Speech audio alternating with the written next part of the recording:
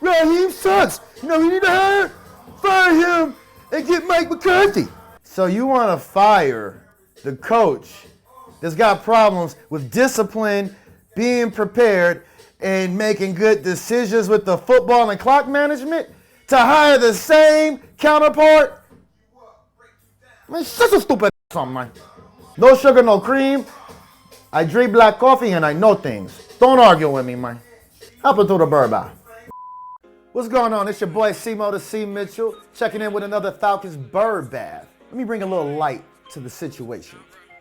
By now, everybody's heard the recent press conference from Michael Penix saying that he doesn't get any help from any of the coaches on the sideline. And I hate to say I told you so, but I told you so. There is a problem with Michael Penix in coaching. He's not getting the support he needs. They're not giving him the best answers to succeed even more. He did not mention one person on our team right now that actually helps him out with understanding the quarterback position even better. But everybody's seeing what's going on. Now, Michael Penix definitely has to make the better throws out there on the field, as I said previously. But we don't have a coach that's telling him anything. We got a guy with a lot of athletic potential.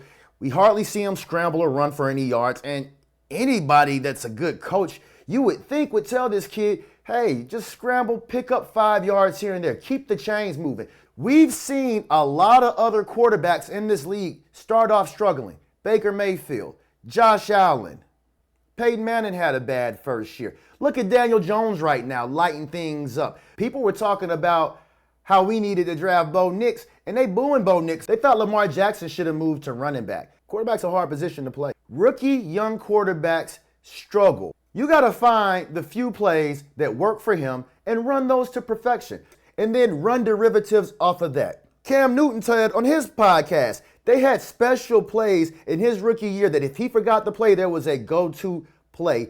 And it doesn't matter if the defense knows that it's coming. The rest of the offense knows he's in trouble right now. Let's get him a play. He needs to have 2 or 3 outlets on every play in case the play breaks down that he can just make some very easy throws. He's having trouble with some of his accuracy, and I think a lot of it has to do with his confidence and being able to truly trust what the coach is calling out there. You could tell from the press conference. And look, you can get mad at me. This isn't just me saying it. Former players are even saying it too. We've seen Shannon Sharp say this. We've seen Kurt Warner say this. Remember when Josh Allen got into the league at first, like I told you guys?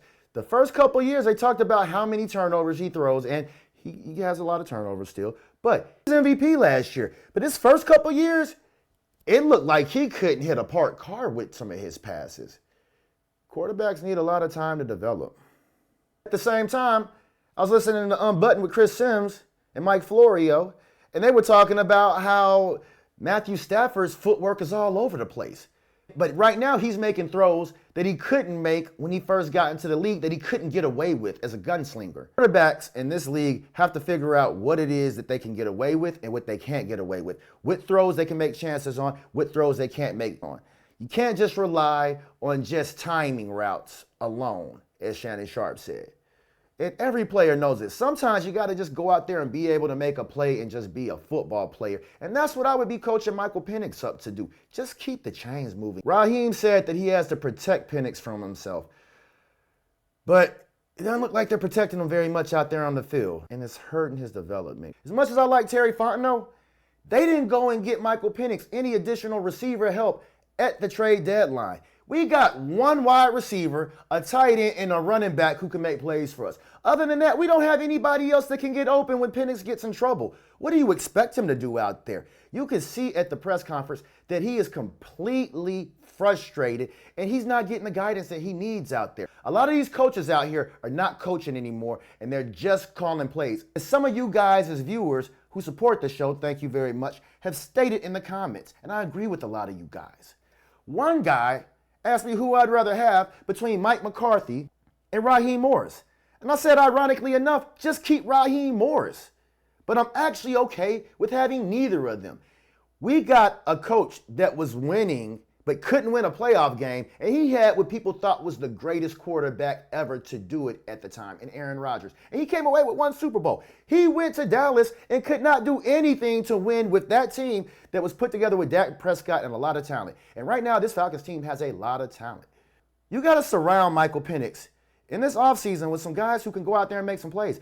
At first, a lot of people were not happy when we got Darnell Mooney, and they thought that was just a nothing burger, myself included a little bit. And he kind of proved us a little bit wrong. But one reason I wasn't so just thrilled about Darnell Mooney when he first got to the Falcons is because in Chicago, he had a lot of problems with drops. And we're actually starting to see that rear its ugly head right now while he's been here in Atlanta. Now, I'm not saying that Darnell Mooney isn't a good receiver at all, but I'm just saying he is not one of those guys that if you double team Drake London or if you focus all your attention to Drake London, he's not going to go out there consistently beat his guys and get open very fast. We need to help this kid out by getting him a little bit more talent on offense and just getting some guys who can get open.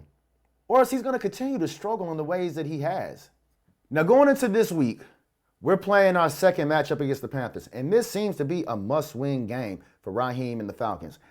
Not only because we need 9 wins this year, and not only because we can make the playoffs, but Raheem needs this game to keep his job. It's looking really bad right now. We cannot let Carolina come in here and beat us down, and I'll get into that in a second. But there's a few coaching candidates that I've seen out there. But if Raheem doesn't win this game, he could potentially definitely lose his job. And there's different coaching candidates that could definitely be available if he loses this game. But I'm going to tell you who I don't want. Definitely don't want Mike McCarthy. I've also seen a lot of fans arguing and complaining, saying that we need to get Mike McDaniel, who went down to Miami and didn't really do a whole lot to develop Tua or do a whole lot with that team. They fired Brian Flores, and Mike McDaniel came in and basically progressively got worse each year, except for the 111 win year that he had. But he had a lot of talent out there, and Miami ain't made the playoffs in a couple years. I don't know. They don't look great out there. I wouldn't mind him as an offensive coordinator. There's a few other coaching candidates, and I don't know if I'd actually go for as well either. One name that I have seen somebody say, shout out to the homie Trenton, loyal supporter of the show. He's been banging the drum that we get Byron Leftwich out here as offensive coordinator. But if they got rid of Raheem Morris at this point, I wouldn't be upset either. But I wouldn't fire Raheem and just bring in Mike McCarthy again, because that's a guy who has the same problems that this Falcons team already has now. He has an indecisive offense. He's not creative with his offensive play calling.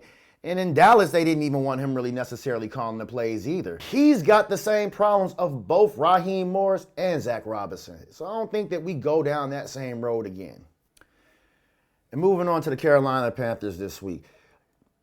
Like I said, this Falcons team is so talented that we can beat almost anybody out here. We've lost some close games to some of the best teams in the league. The Colts, really high-powered offense. Had a really close game with New England, too. We should have won that game. Michael Penix went out there and played like a stud against New England.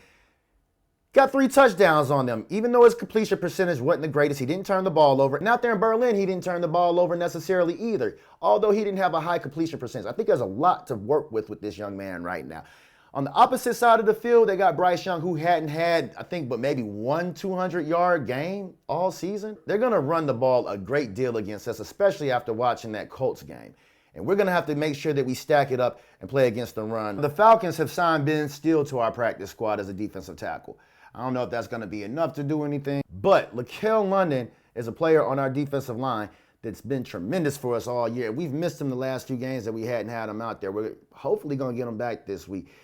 He's a full participant on Wednesday and Thursday, and we'll see what happens on Friday. If we can get him back, it's definitely going to be a lot of help added to this defensive line. Now, I saw something where they're talking about us getting rid of TQ Graham and how the Falcons got ran on because of that. He's okay, but he's getting outplayed by a lot of our younger guys. But the Falcons got to do a lot of soul searching if they want to win this game, because the main thing that Carolina is good at is running the ball. Rico Dowdle's looking really good right now, and if he's not out there doing it, Chuba Hubbard can actually be doing it too. So that's pretty much it. Their defense isn't necessarily the best. A lot of teams are blitzing us to oblivion. I've seen a lot of fans talking about how we should have played Michael Penix a lot more in the preseason. Now, personally, I'm not mad that they didn't play him a lot more in the preseason. I don't think he's going to get the type of pressure looks in the preseason that he's getting now.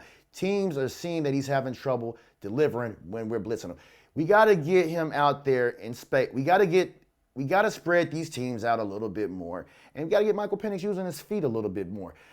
When he's evading the rush and he's moving out of the pocket, a lot of the times he's still just looking downfield instead of going and picking up 5 or 10 yards and keeping the chains moving.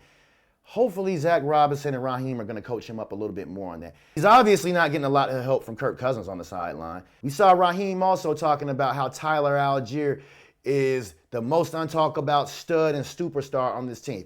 That being said, I don't understand why we're not running the ball a lot more with him and Bijan every game. I'd be getting Bijan Robinson at least 15 to 20 carries a game. I'd really want to get him 20 carries a game and throw in maybe another 5 to 7 receptions every game. I want Bijan Robinson touching the ball about 20 to 30 times each game. Probably a little less than 30. But I'd also be getting Tyler Allgeier involved a lot more. Every game, I'd get him at least 10 touches or 10 carries. Things work a lot better when you just keep getting your running backs the ball and letting them wear down on the defense. You got to run the ball to keep defenses honest, but to just wear on them and wear on them and wear on them. And before you know it, you're breaking off an 80-yard run like Jonathan Taylor did to us the other week. That's supposed to be Bijan Robinson doing that a lot more after you just keep pounding with Tyler Allgeier. And that's a thought. The Carolina Panthers slogan is keep pounding. Falcons, keep pounding the ball with your running backs. Run the ball. Ain't a whole lot of rocket science to this. We play our game, we can beat almost anybody in this league, even with Michael Penix having some of the struggles he's having right now. But don't lose faith in this young man. It's tough to win in this league, and quarterback is the hardest position in football, if not in sports totally. Tom Brady even talked about how it's hard to keep your confidence. They're telling you that you suck, but you're just trying to figure it out as a rookie. Simo to C. Mitchell, checking out for the Falcons Bird Bath and Point Game official, baby. Peace.